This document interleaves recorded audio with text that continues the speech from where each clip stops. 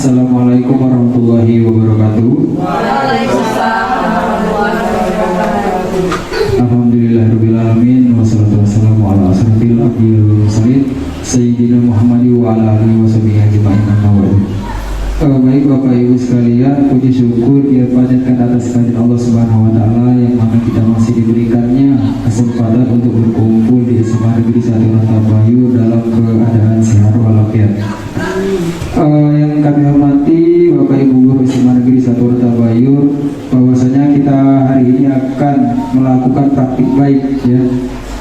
Yang akan disampaikan langsung oleh Bapak Randy CGP Angkatan 7 dari SMA Negeri 1 Rantabayu Kabupaten Banyuasin tentang budaya positif.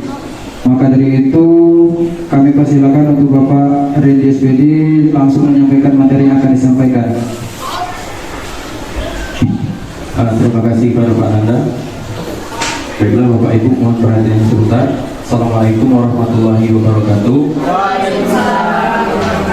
Alhamdulillah pada kesempatan pagi hari ini kita masih diberikan nikmat sehat, nikmat sempat sehingga kita masih dapat bertemu, berkumpul kembali dalam rangka penyampaian materi yaitu menyebarkan pemahaman dan pengalaman penerapan budaya positif di sekolah. Nah, di sini saya selaku CGP dari SMA Negeri 1 Rantabayu diharapkan dapat berbagi praktik baik kepada Bapak Ibu sekalian. Yaitu praktik baik ini diharapkan nanti apa yang saya sampaikan dan saya pelajari pada modul 1.4 ini bisa bermanfaat untuk kita bersama. Sebelumnya selamat pagi semuanya Bapak Ibu.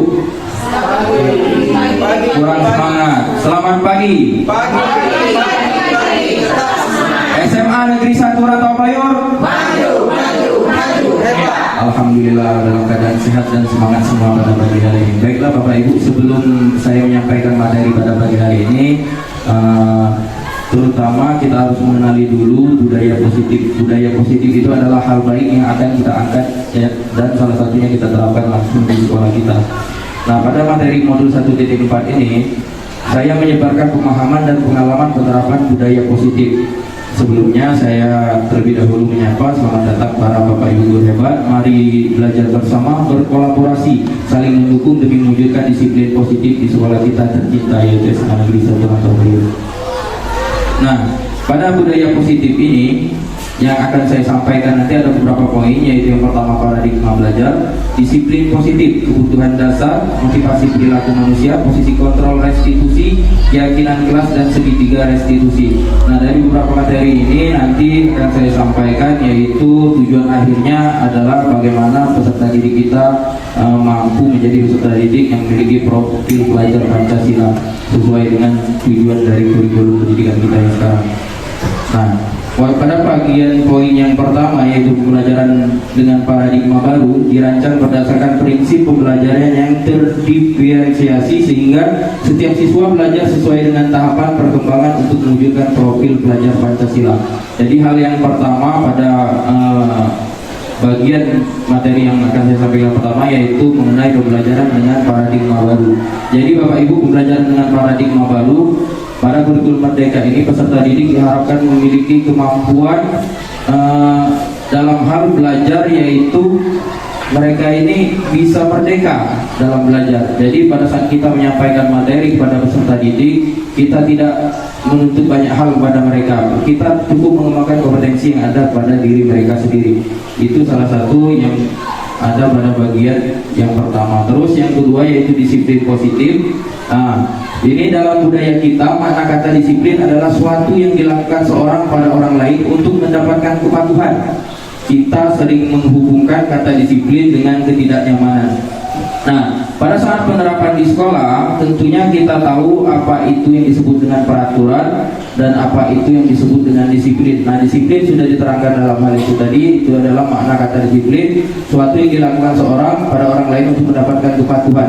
Jadi penerapan disiplin di sekolah kita itu merupakan aturan-aturan yang tidak boleh dilanggar oleh peserta didik kita. Jadi sebagai pendidik tujuan kita adalah menciptakan anak yang memiliki disiplin diri sehingga mereka bisa berperilaku dan mengacu pada nilai-nilai kebajikan universal atau secara umum memiliki motivasi intrinsik. Nah, jadi Bapak Ibu, anak didik kita itu kita harapkan nanti jiwa disiplinnya itu tumbuh dari dalam diri mereka masing-masing, bukan faktor dari luar seperti dorongan rasa takut. Dan mereka diharapkan dapat menumbuhkan motivasi di dalam diri mereka dalam melakukan hal-hal, terutama hal-hal baik yang akan mereka terapkan di sekolah. Terus juga pada bagian kelompok 3, disiplin positif merupakan salah satu cara penerapan disiplin yang bertujuan untuk menumbuhkan kesadaran serta memberdayakan anak untuk melakukan sesuatu tanpa sogokan, ancaman ataupun hukuman.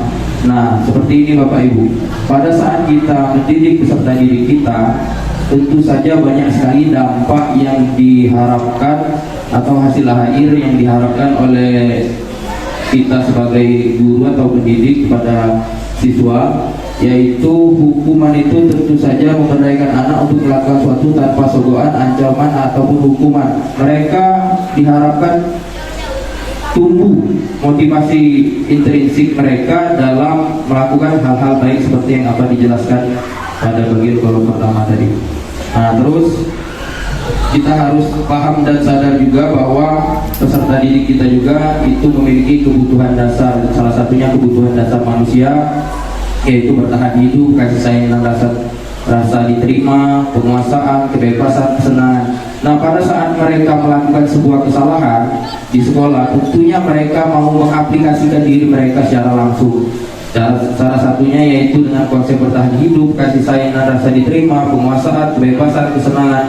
Nah, jadi pada saat mereka melakukan kesalahan, mungkin kasih sayang dan rasa diterima di dalam lingkungan keluarga mereka belum didapatkan. Jadi mereka mengaplikasikan dirinya dalam hal-hal yang seperti itu. Terus mengenai kebebasan, kesenangan. Jadi kebutuhan dasar ini merupakan kebutuhan yang dimiliki oleh manusia dan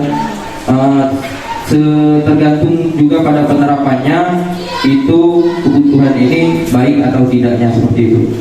Dan yang selanjutnya, motivasi perilaku manusia. Motivasi dalam artian merupakan dorongan yang timbul pada diri seseorang secara sadar atau tidak sadar untuk melakukan sesuatu tindakan dengan tujuan tertentu, yaitu menghindari ketidaknyamanan hukuman. Nah, di sini motivasi perilaku manusia, perilaku itu atau tindakan, yaitu bagian yang pertama menghindari ketidaknyamanan dan hukuman.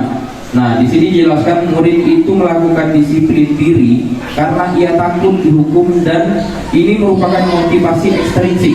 Nah, jadi Bapak Ibu, hal yang harus kita lakukan itu terkait dengan budaya positif pada modul yang saya pelajari ini. Jadi anak-anak itu diharapkan dapat menumbuhkan motivasi intrinsik di dalam dirinya. Jadi motivasi ekstrinsik itu seperti apabila dia melakukan disiplin karena ia takut dihukum, dan ini merupakan motivasi ekstrinsik. Jadi motivasi ekstrinsik ini itu adalah dorongan dari luar, bukan dari dalam diri mereka. Contoh, mereka harus datang pukul 7.30. Itu artinya berkaitan dengan masalah waktu yang dilakukan di sekolah. Nanti perubahan yang akan kita terapkan yaitu dari peraturan menjadi keyakinan di dalam diri mereka, jadi biar mereka dapat menumbuhkan motivasi intrinsik di dalam diri mereka. Terus mendapat imbalan atau penghargaan dari orang lain. Nah, ini biasanya hal yang dilakukan murid melakukan disiplin karena ia ingin mendapatkan imbalan. Ini merupakan motivasi juga yang motivasi ekstrinsik. Contoh Bapak Ibu, nanti kita ketemu siswa yang tidak disiplin, contoh datangnya terlambat. Besok-besok kalau kamu tidak datang terlambat lagi, Ibu kasih hadiah nilai kamu besar. Itu artinya dalam bentuk imbalan. Jadi kita tidak bisa mengiming-imingi peserta didik dalam melakukan tindakan disiplin. Kita harus membangkitkan motivasi semangat di dalam diri mereka untuk menyadari bahwa disiplin itu baik untuk diri mereka.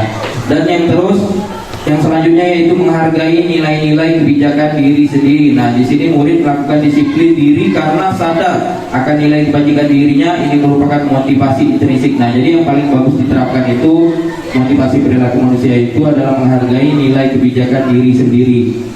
Jadi di sini murid melakukan disiplin diri karena sadar akan nilai kebajikan dirinya. Ini merupakan motivasi intrinsik. Nah, jadi Bapak Ibu, yang selanjutnya itu konsep disiplin dengan identitas gagal. Nah, yang disebut dengan disiplin dengan identitas gagal, salah satunya itu tadi dengan hukuman. Artinya kita sebagai peserta didik, apabila kita menjalankan konsep hukuman, itu ada dampak yang akan dirasakan oleh peserta didik. Yang salah satunya tadi, hukuman tadi menyakitkan. tidak nyaman, merasa takut, memaksa, murid menyembunyikan kesalahan, murid menjadi rendah diri. Nah, pada konsep ini dalam hasil penelitian bahwa konsep ini adalah merupakan konsep yang gagal karena dampak yang ditimbulkan dari hukuman itu seperti yang sudah dijelaskan tadi. Terus konsep dengan disiplin dengan cara memberikan penghargaan itu pada bagian pertama itu juga tidak efektif, merusak hubungan sifat iri. Contoh, pada saat kita berada di dalam kelas kita memberikan penghargaan, seandainya salah satu siswa, "Hei Ani, kamu maju ke depan, kalau kamu benar jawab ini Pak kasih uang 50.000 atau sejumlah pena atau buku." Itu tidak baik juga untuk digunakan dalam proses kegiatan disiplin dalam belajar. Terus mematikan kreativitas siswa, menghukum dengan sistem ranking, merampas hak untuk menghargai dirinya. Nah, seperti itu Bapak Ibu. Ini konsep disiplin dengan identitas gagal. Dan yang selanjutnya konsep disiplin dengan identitas sukses atau yang baik, yaitu konsekuensi. Penguatan dalam jangka pendek, perlu monitoring berkelanjutan, stimulus respon, murid menghormati peraturan, kehilangan waktu untuk merenungi kesalahan. Nah, pada bagian konsep disiplin dengan identitas sukses, artinya kita berhasil Bapak Ibu. Ini dengan melakukan konsekuensi, yaitu yang sudah dijelaskan tadi, dan yang selanjutnya yaitu restitusi.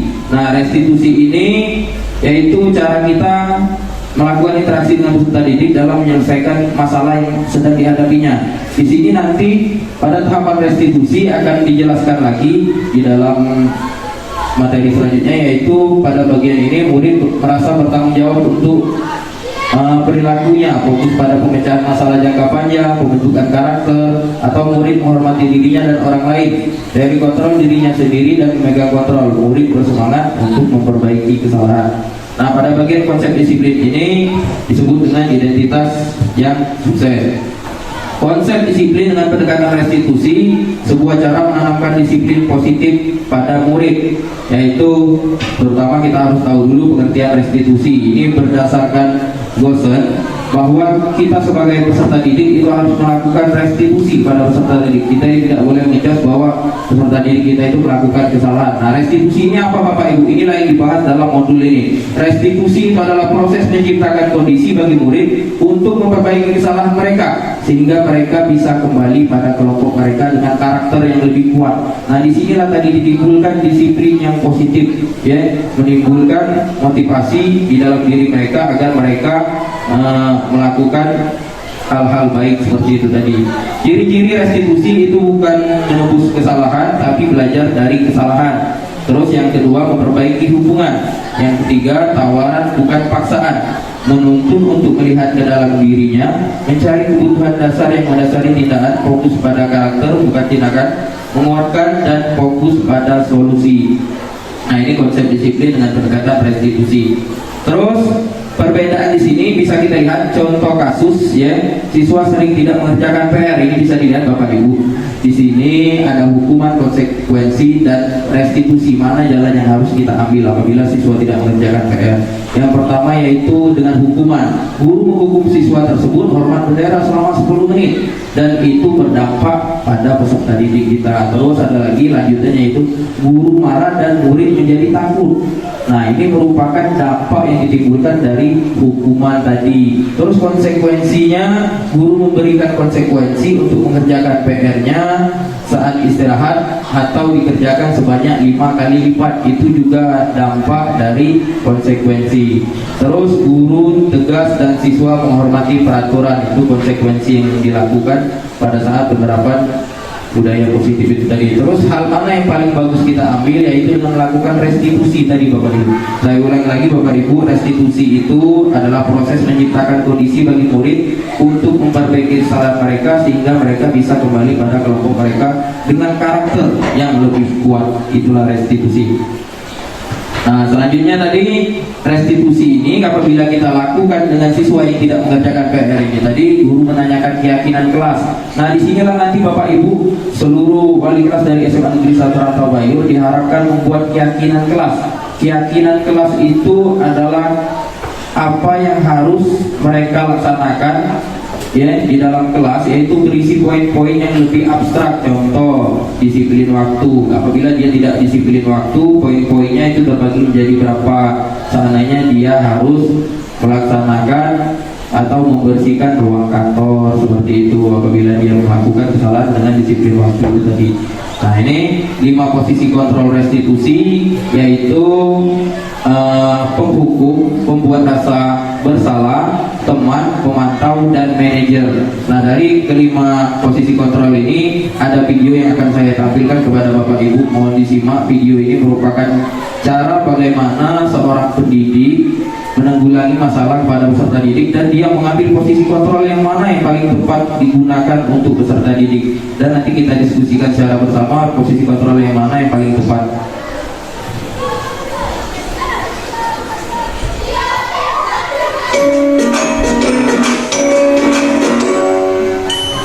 Salam bahagia Ibu dan Bapak Guru hebat. Dalam penerapan disiplin positif restitusi, salah satu program yang dikembangkan adalah 5 posisi kontrol. 5 posisi kontrol dalam restitusi adalah proses perjalanan seorang pendidik agar dapat mengenali dirinya. Pada video kali ini, kita akan membahas tentang 5 posisi kontrol yang dikembangkan oleh Diane Rosen dan contoh penerapannya.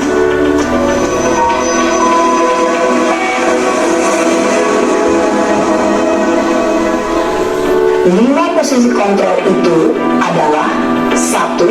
Posisi penghukum. 2. Posisi pembuat merasa bersalah. 3. Posisi teman. 4. Posisi pemantau atau monitor. Dan 5. Posisi manajer. Untuk lebih memahami kelima posisi tersebut, mari kita saksikan kasus Naren yang terlambat hadir 20 menit di sekolah dan melihat bagaimana kelima posisi kontrol dalam menghadapi masalah tersebut.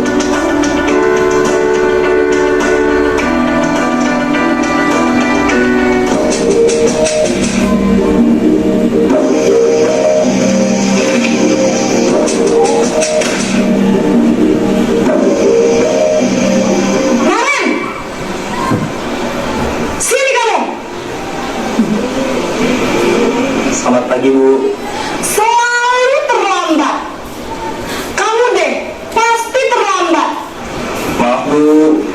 Saya Apa? Apa coba? Alasan kamu apa lagi? Kapan sih kamu tidak terlambat? Malas sekali ya kamu jadi anak. saya Dasar pemalas. Gak kapok-kapok sih kamu. Sudah berapa kali terlambat? Sana, kamu keliling lapangan basket 2 kali. Kenapa saya harus ke lapangan basket, Bu? Kenapa?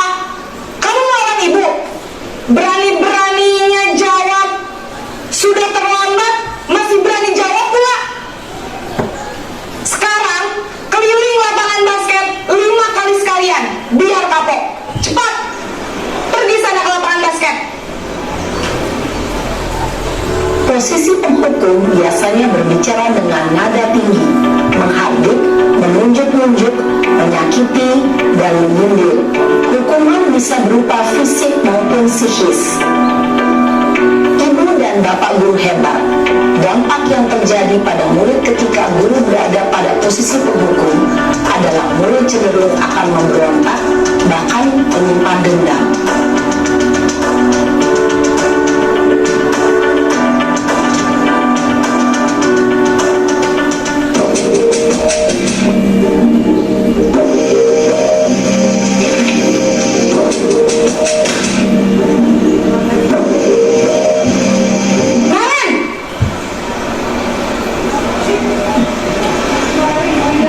Selamat pagi, Bu.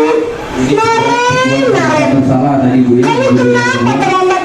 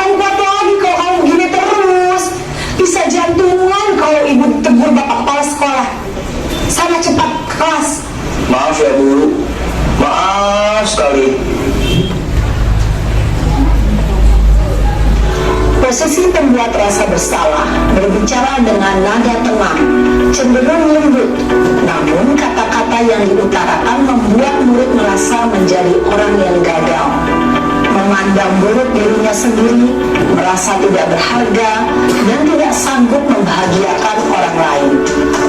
Ketika guru mengambil posisi pembuat rasa bersalah, murid akan menganggap dirinya yang bersalah dan ia akan menyimpan emosi negatif tersebut di dalam dirinya.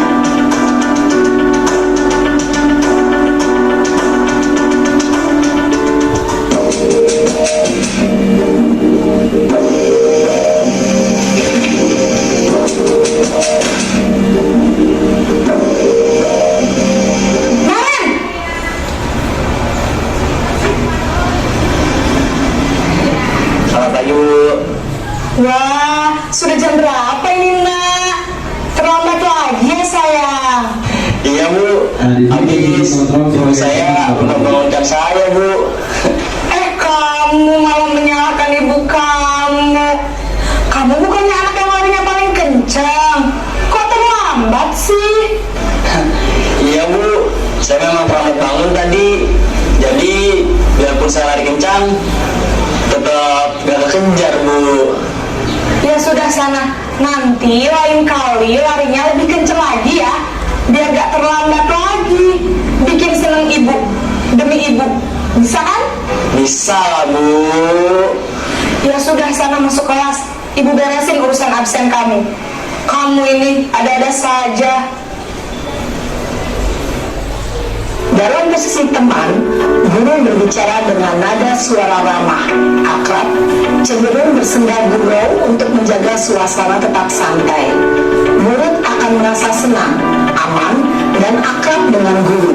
Identitas yang tercipta adalah identitas sukses atau berhasil.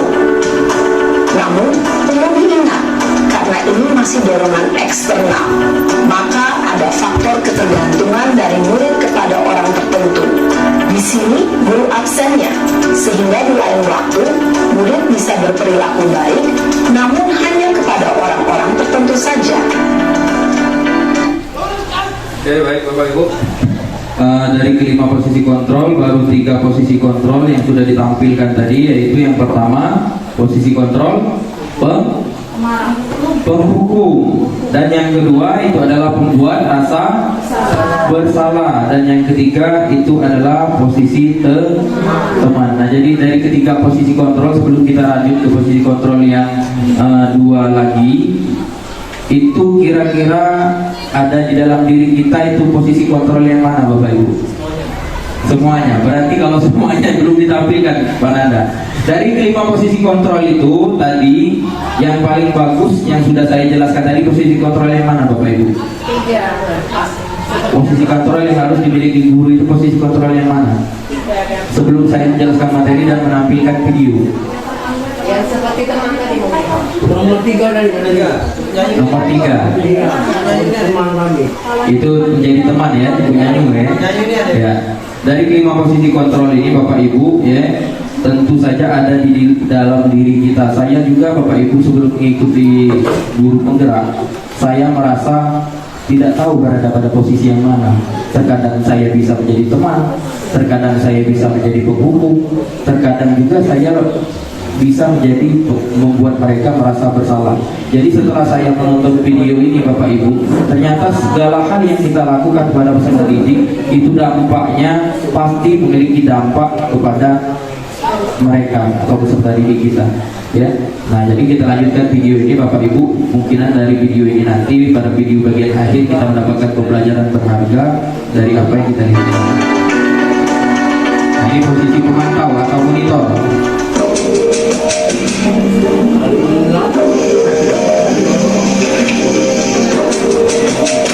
Ya, ini masih dengan toko yang sama.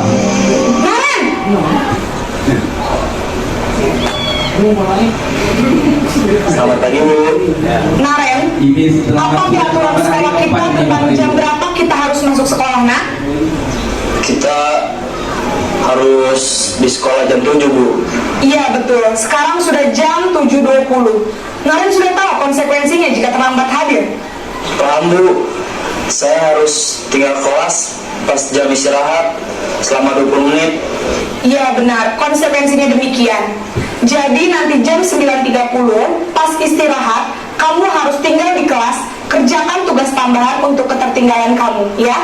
Baik Bu. Posisi pemantau mengandalkan penghitungan atau data untuk mengontrol murid. Guru mengarahkan murid berdasarkan peraturan dan konsekuensi. Seorang pemantau menunjukkan bahasa tubuh dan ekspresi wajah yang datar dan cenderung formal.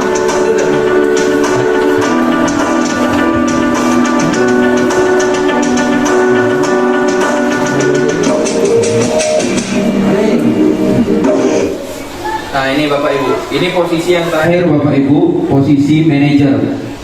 Dari ke 5 posisi ini, posisi yang paling baik kita ambil itu adalah posisi apa? Posisi manajer Bapak Ibu. Kita meningkatkan kemauan motivasi intrinsik di dalam diri peserta didik agar timbul niat di dalam dirinya untuk melakukan disiplin positif. Ini posisi manajer, bisa disimak Bapak Ibu.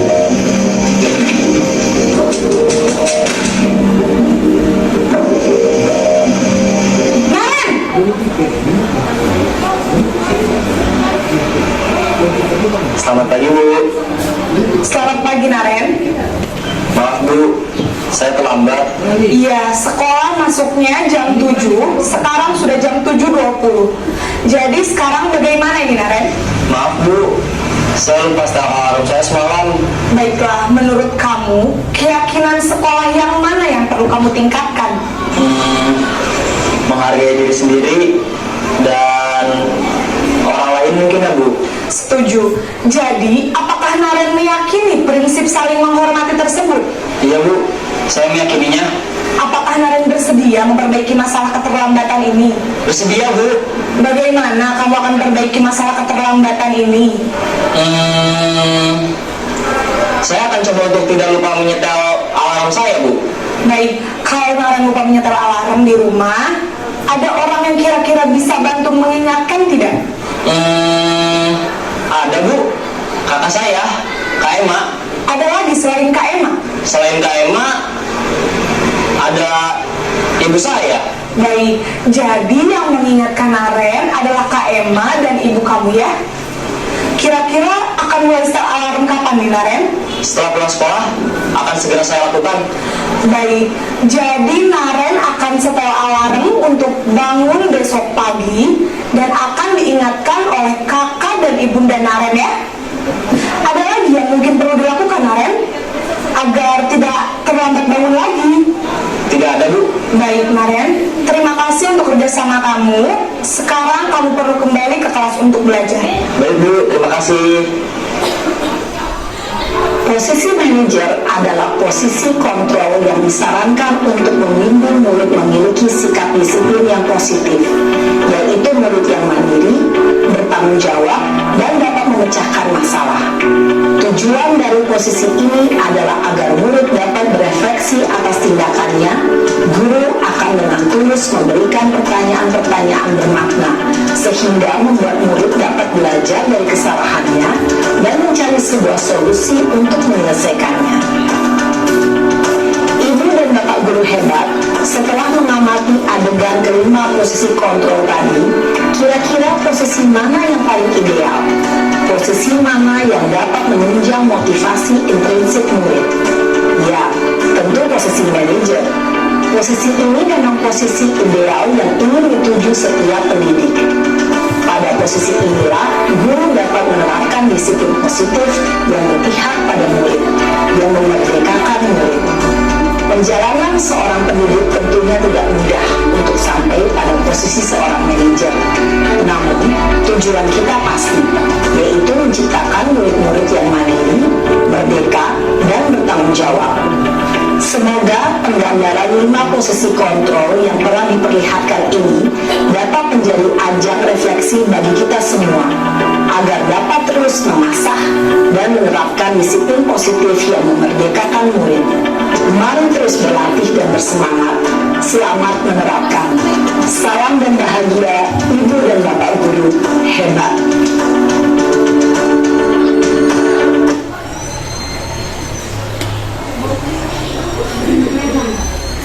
Oke, baik Bapak Ibu, itu dari penjelasan mengenai kelima posisi kontrol. Mungkin kita bisa berada pada posisi kontrol teman, bisa menjadi penghukum. Jadi kita perlu sadar dan tahu pasti Bapak Ibu bahwa apa yang kita lakukan dampaknya itu bisa berdampak baik dan juga berdampak buruk. Dan juga yang selanjutnya ini ada contoh penerapan 5 posisi kontrol. Siswa tidak memakai atribut lengkap saat upacara bendera. Ini kalau kita ambil tindakan seperti penghukum, patuhi aturan sekolah lalu berdiri di depan barisan. Nah, kalau yang kita anggap baik itu belum tentu baik berdasarkan pendapat orang lain, ternyata setelah kita pelajari hari ini Bapak Ibu, apakah hal tersebut baik untuk kita terapkan atau tidak, itu kembali lagi kepada diri kita masing-masing. Dan membuat rasa bersalah. Ya, tadi ini siswa tidak memakai atribut lengkap saat upacara bendera. Berapa kali Pak Guru harus memberitahu kamu, Pak Guru kecewa sama kamu. Nah, ini artinya membuat rasa bersalah di dalam diri peserta didik karena kesalahan peserta didik tadi tidak memakai atribut lengkap untuk saat upacara. Nah, dia ini mengambil posisi lagi sebagai teman. Ayolah yang tertib. Buat Pak Guru bangga, kali ini tidak apa-apa kamu salah. Nah, ini sebagai teman, tentu ada dampaknya juga pada peserta didik. Dan juga ada sebagai pemantau, dia mantau Bapak Ibu. Kalau peserta didik melakukan kesalahan, ini contohnya kamu sudah melanggar apa peraturan dan konsekuensinya. Nah, ini sebagai pemantau. Terus yang sebagai manajer, apakah kamu tahu kesalahan kamu? Ditanyakan dulu pada peserta didik, bagaimana kamu akan memperbaiki kesalahan ini. Itu kembali lagi kepada peserta didiknya, bagaimana kita membentuk karakter di dalam dirinya tadi, yaitu karakter intrinsik ya Bapak Ibu. Nah, terus setelah penjelasan saya terkait penerapan 5 posisi kontrol, dan yang selanjutnya ini tentunya harapan yang akan saya lakukan setelah penyampaian modul 1.4 ini, yaitu Bapak Ibu semuanya membuat keyakinan kelas nanti. Keyakinan kelas ini Bapak Ibu, mengapa keyakinan kelas, mengapa tidak peraturan kelas? Ya, mengapa kita memakai peraturan tentang penggunaan helm pada saat mengendarai kendaraan roda 2 atau motor? Nah, di sini ada pertanyaan Bapak Ibu, mengapa keyakinan bukan peraturan? Peraturan itu dibuat untuk dipatuhi. Nah, di sini keyakinan Bapak Ibu, bukan lagi peraturan, bukan peraturan kelas. Ya, jadi keyakinan. Kalau kita ubah bahasanya ke dalam bahasa keyakinan, artinya ini menumbuhkan niat di dalam diri mereka, atau mereka meyakini secara langsung ya tentang apa hal yang baik yang harus mereka lakukan. Nah, jadi ini ada contoh Bapak Ibu, mengapa kita memakai peraturan tentang penggunaan helm pada saat mengendarai kendaraan roda 2 atau motor. Nah, coba Bapak Ibu, Pak Jawari, ini nak ditanya ke Pak Jawari, balik pergi ke Palembang itu kalau tidak pakai helm cak mana Pak Jawari kira-kira? Jadi kalau secara pribadi Pak, kalau helm itu peraturan dari kepolisian. Iya. Nah, jadi kalau tidak pakai helm, kalau ada apa-apa, risiko ini kita sendiri. Iya. Nah, itu kalau dalam kecelakaan kan, Iya. keamanan kita sendiri itu Pak. Jadi yang Pak Jauhari yakini apabila tidak memakai helm tentunya tidak aman Pak ya apabila mengalami kecelakaan. Nah, seperti itu Bapak Ibu. Benar kata Pak Jauhari tadi, peraturan itu dibuat oleh pihak yang berwajib atau pihak kepolisian ya. Biar pada saat kita mengendarai sepeda motor di jalan raya, apabila kita memakai helm ya tentu kita tidak ditilang. Nah, itu juga suratnya lengkap dan kendaraannya standar, itu kita tidak ditilang. Dan yang ada di dalam diri kita itu keyakinan Bapak Ibu. Keyakinan itu seperti ini. Dan apabila saya tidak memakai helm, tentunya apabila saya kecelakaan kepala saya bisa pecah. Seperti itu Bapak Ibu, menemukan keyakinan. Jadi berbeda Bapak Ibu peraturan dan keyakinan. Di sini kita membuat keyakinan. Dan yang kedua, mengapa kita memiliki peraturan tentang penggunaan masker dan mencuci tangan setiap saat? Nah, coba ini tahu tidak Bu Sunari kira-kira jawabannya Bu Sunari? Nah, ini mengapa kita memiliki peraturan harus memakai masker dan mencuci tangan setiap saat? Biar apa Bu Sunari kira-kira? Keyakinan yang ada di dalam diri kita. Tentu aturan ini dibuat oleh pemerintah. Dan keyakinan kita ini seperti apa kira-kira Bu Sunari? Banyak kita terhindar dari debu masuk ke kita gitu Pak. supaya kita terhindar dari debu masuk langsung ke hidup kita. Ya benar Bu, itu salah satunya ya Bu ya. Karena terkait dengan COVID kemarin yang hebat, mengapa pemerintah mengeluarkan aturan memakai masker, yang tentunya yang ada di dalam diri kita, yaitu kita untuk menjaga kesehatan di dalam diri kita ya, biar sepertinya tidak tertular dengan COVID seperti itu Bapak Ibu. Nah jadi Bapak Ibu nanti kita membuat keyakinan kelas, dan keyakinan kelas ini nanti kita buat secara lebih universal. Ya Bapak Ibu, nanti dibuat di kertas kartun di dalam kelasnya, ditempel keyakinan kelas apa saja, dan apabila siswa atau peserta didik kita melanggar, apa saja yang konsekuensi yang harus dilakukan oleh mereka. Dan yang selanjutnya kegiatan pembuatan keyakinan kelas, yaitu guru bersama siswa membuat keyakinan kelas, yaitu berdiskusi tentang peraturan. Misalnya Bapak Ibu, di sini ada disiplin waktu. Nah, disiplin waktu ini terbagi menjadi beberapa bagian, yaitu kemudian guru dan siswa menuliskan di depan papan tulis terkait masalah peraturan yang akan dilaksanakan. Nah, terkait dengan disiplin waktu ini, apabila mereka melanggar disiplin waktu, apa yang harus mereka lakukan terkait dengan penerapan berdiskusi tentang peraturan, yaitu disiplin waktu tadi, keyakinan kelas. Dan yang kedua yaitu merumuskan peraturan menjadi keyakinan.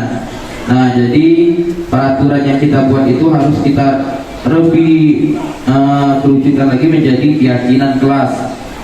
Ini contohnya rasa saling menghormati. Misalnya kalau sama guru tidak boleh berbicara kasar dan lewat harus permisi. Contoh bila anak berbicara kasar, kita harus panggil lagi Bapak Ibu, kita harus melakukan pendekatan seperti 5 posisi kontrol tadi kita ambil, yaitu posisi manajer.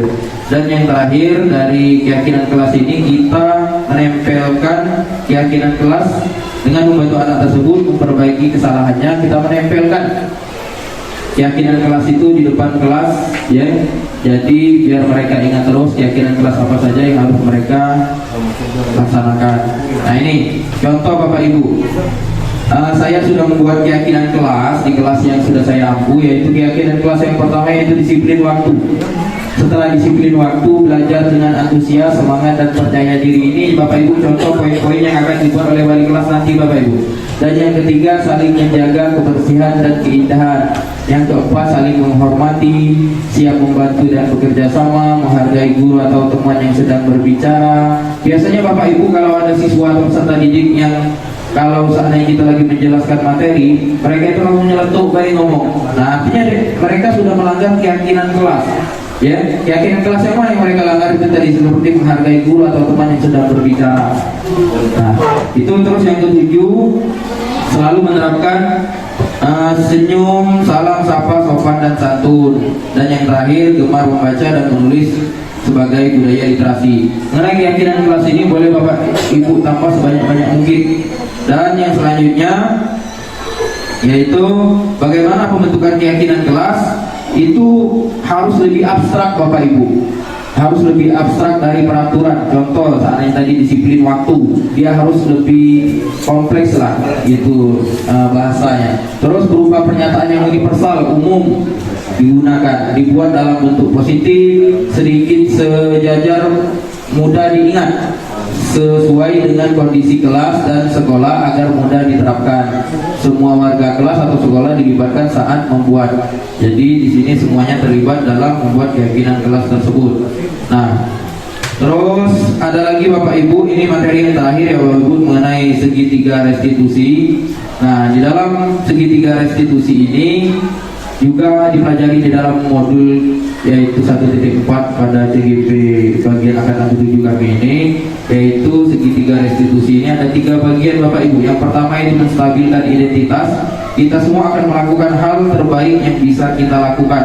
Jadi di sini Bapak Ibu, sebelum peserta didik melakukan kesalahan, yang pertama kita harus mengambil segitiga restitusi, yaitu menstabilkan identitas. Kita menyadarkan mereka bahwa apa yang mereka lakukan itu salah. Terus validasi tindakan, semua perilaku memiliki alasan. Kita menjelaskan kepada peserta didik apa yang menyebabkan mereka itu melakukan hal-hal seperti itu.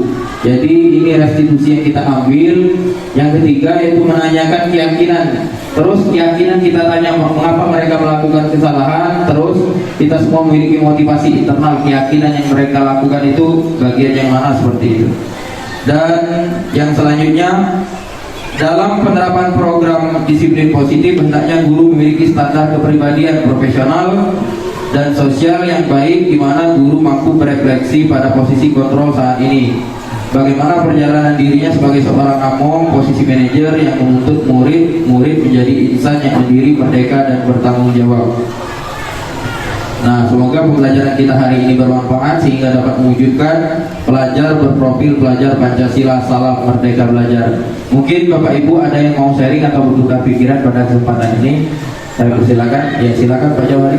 Cuma sedikit Pak. Ya. Yang guru yang cerewet yang Kino tadi Ya. itu guru biasa atau wali kelas atau guru piket Pak? Kalau disampaikan di dalam video tadi Bapak Ibu, itu peran guru, gambaran dari sosok seorang guru, entah itu tugasnya sebagai guru piket. Jadi mereka yang berperan dalam lingkup sekolah itu adalah sebagai among atau pendidik, seperti itu Pak Jamari. Seluruhnya harus bisa menjadi seorang pendidik, melakukan teguran pada peserta didik yang melakukan kesalahan, bukan hanya harus guru saja. Tadi yang digambarkan di dalam video tadi ada 5 posisi kontrol. Ingat Bapak Ibu, posisi kontrol yang pertama tadi penghukum, yang kedua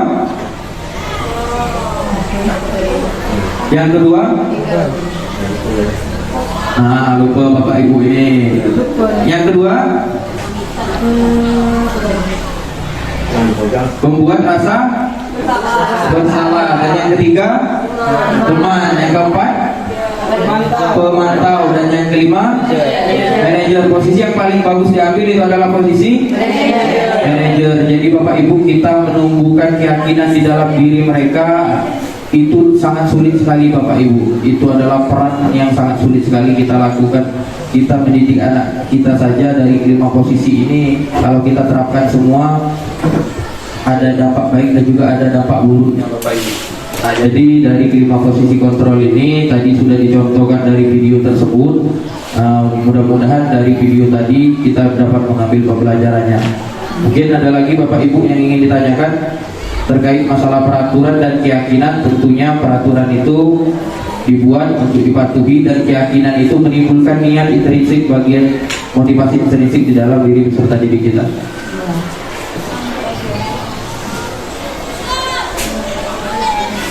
Oke Bapak Ibu, mungkin itu saja penjelasan dari saya. Lebih dan kurang saya mohon maaf. Semoga apa yang saya sampaikan ini dapat bermanfaat lebih pada diri saya pribadi dan Bapak Ibu sekalian. Wassalamualaikum warahmatullahi wabarakatuh. Itulah tadi penyampaian atau penjelasan materi praktik baik yang sudah dipraktikkan oleh Bapak Redi tentang budaya positif di SMA Negeri 1 Rantabayang ya. Untuk menutup kegiatan pada hari ini, marilah kita bersama-sama melafazkan lafaz hamdalah. Alhamdulillahirobbilalamin. Mungkin itu saja yang dapat Pak Redi sampaikan, dan bila ada kata yang salah kami mohon maaf. Bila taufiq wal hidayah. Wassalamualaikum warahmatullahi wabarakatuh.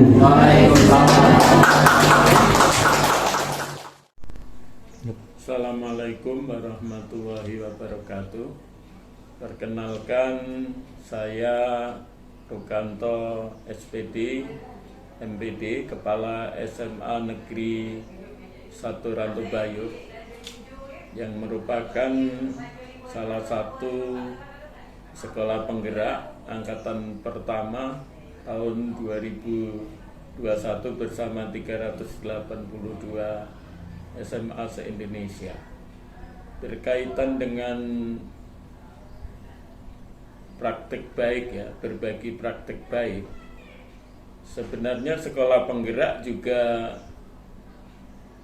mensyaratkan agar setiap satuan pendidikan itu memiliki praktik baik. Nah, di SMA Negeri 1 Rantabayur yang sudah kami imbaskan kepada sekolah-sekolah lain adalah proyek penguatan profil pelajar Pancasila yang berbasis kewirausahaan. Apapun proyek yang dilaksanakan di SMA Negeri 1 Rantabayur harus mendatangkan keuntungan, sehingga ketika proyek ini tidak lagi dibiayai oleh bos kinerja, proyek itu masih tetap bisa berkelanjutan. Itu yang perlu digarisbawahi, bahwa seluruh proyek penguatan profil pelajar Pancasila itu berbasis kewirausahaan atau mendatangkan keuntungan. Kemudian berkaitan dengan program calon guru penggerak, saya berharap agar guru penggerak itu bisa menjadi katalisator dalam proses pembelajaran di sekolah. Ya, saya berharap setiap guru itu sebetulnya punya konsep mengajar yang ideal tentang mata pelajaran yang diajarkannya, tentang sikap-sikap yang harus dimiliki oleh peserta didik. Maka dari itu seharusnya kegiatan pembelajaran di kelas itu dimulai dengan kesepakatan kelas, baik oleh wali kelas dengan peserta didik maupun peserta didik dengan guru mata pelajaran, sehingga inilah yang menjadi aturan yang harus dipahami oleh seluruh peserta didik, sehingga dia tahu apa kewajiban sebagai peserta didik, apa hak-haknya sebagai peserta didik. Begitu juga dengan guru, tahu hak-hak sebagai guru, tahu kewajibannya sebagai guru, sehingga kegiatan pembelajaran itu menjadi kegiatan pembelajaran yang bermakna. Artinya siswa memperoleh manfaat dari kegiatan pembelajaran yang dilaksanakan, sehingga kompetensi yang dimiliki oleh peserta didik juga meningkat. Guru juga memperoleh pembelajaran, semakin hari kegiatan pembelajaran yang dilaksanakan itu semakin ideal dan efektif. Ya, sehingga semua guru harus selalu kreatif dan inovatif supaya kegiatan pembelajaran yang dilaksanakan itu menjadi kegiatan pembelajaran yang berbobot dan menarik. Ini yang harus dikembangkan oleh calon guru penggerak. Maka saya berharap sebagai salah satu calon guru penggerak yang sedang mengikuti proses pendidikan latihan, saya berharap Pak Randy mampu mengembangkan berbagai praktik baik yang bisa diimbaskan kepada guru-guru lain di SMA Negeri 1 Ranto Bayur. Terima kasih. Assalamualaikum warahmatullahi wabarakatuh. Assalamualaikum warahmatullahi wabarakatuh. Saya Nanda Ersandi, pendidik SMA Negeri 1 Ranto Bayur. Di sini saya merupakan rekan sejawat dari Bapak Randy selaku guru penggerak angkatan ke-7.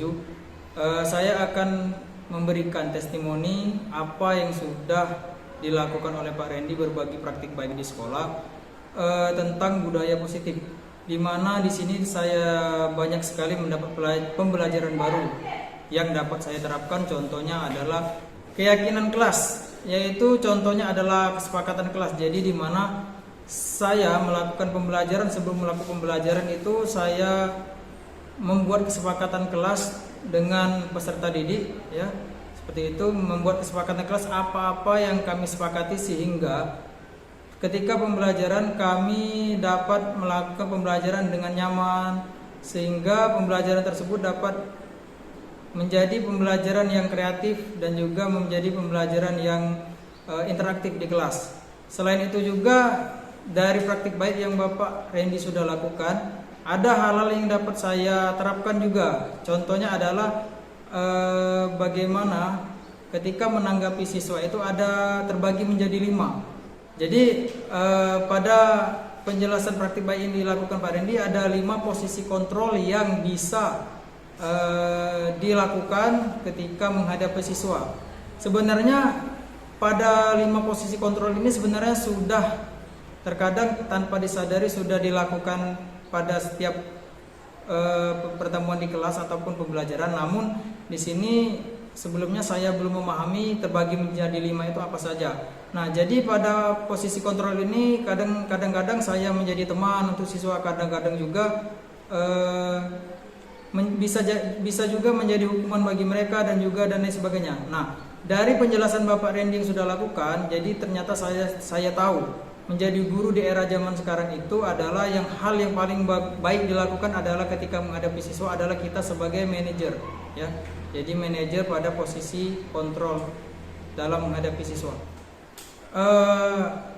Yang selanjutnya adalah bagaimana penerapan disiplin di sekolah. Karena sekolah kami adalah sekolah yang mungkin bisa dikatakan sekolah yang pelosok atau di pinggiran, ya. Jadi lingkungan peserta didik kami itu sangat-sangat menurut saya sangat rendah jika dikatakan seperti itu. Kenapa? Karena lingkungan di sini tidak sama seperti lingkungan di kota, mulai dari ibadah, mulai dari karakternya dan lain sebagainya. Jadi di sini kami guru-guru, ya, tugas kami sangat berat untuk merubah karakter mereka, untuk memperbaiki karakter mereka. Jadi penerapan kedisiplinan di sekolah ini sangatlah penting. Nah, dari praktik baik yang Pak Randy sudah lakukan, di situ ada poin tentang kedisiplinan. Bagaimana sangatlah penting disiplin itu diterapkan pada setiap siswa kami.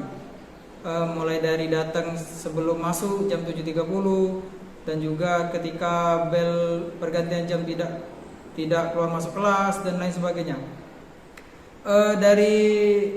Dari praktek Pak Randy sudah lakukan sangat banyak yang saya pelajari, ya, apalagi dengan guru-guru lain juga. Di sini tentang kedisiplinan itu sangatlah penting. Sebenarnya kedisiplinan itu bukan hanya peserta didik saja, guru-guru pun harus disiplin. Kalau gurunya tidak disiplin, bagaimana siswanya? Pasti tidak disiplin, karena guru patut dicontoh. Kedisiplinan itu contohnya saja datang pagi, ya.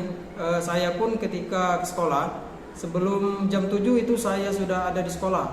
Itu contohnya disiplin. Namun terkadang contoh ini tidak disaksikan oleh siswa-siswa, karena siswa pun di daerah kami jam 7 itu belum ada yang datang, ya. Itu sedikit berbagi tentang bagaimana karakter, disiplin, kebiasaan siswa-siswa kami di SMA Negeri 1 Rantabayur ini sangat-sangatlah rendah untuk sekarang ini. Harapan saya ketika sudah ada materi praktik baik yang sudah dibagikan oleh Pak Randy ini dapat menjadi indikator ataupun dapat menjadi pembelajaran untuk kami dapat menerapkan kedisiplinan di sekolah kami, baik itu dari kepala sekolah, guru, peserta didik dan lain juga. Mungkin itu saja yang dapat saya sampaikan atau testimoni dari saya tentang praktik baik dan penerapan yang kami lakukan di SMA Negeri 1 Rantabayur. Saya Eri, wassalamualaikum warahmatullahi wabarakatuh. Assalamualaikum warahmatullahi wabarakatuh. Selamat pagi, salam sejahtera untuk kita semua.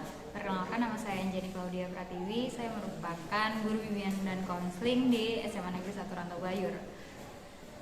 Dari praktik baik yang telah dilakukan oleh rekan saya mengenai penyampaian materi yang dilakukan oleh rekan saya, yaitu Randy SPD, mengenai budaya positif, itu menurut saya sangat mudah dipahami, sangat bermanfaat dan bermakna, karena materi yang disampaikan dapat saya terapkan di kehidupan saya sehari-hari. Adapun hal-hal yang dapat saya terapkan untuk proses pembelajaran saya di sekolah, yaitu 3 hal yang saya ingat.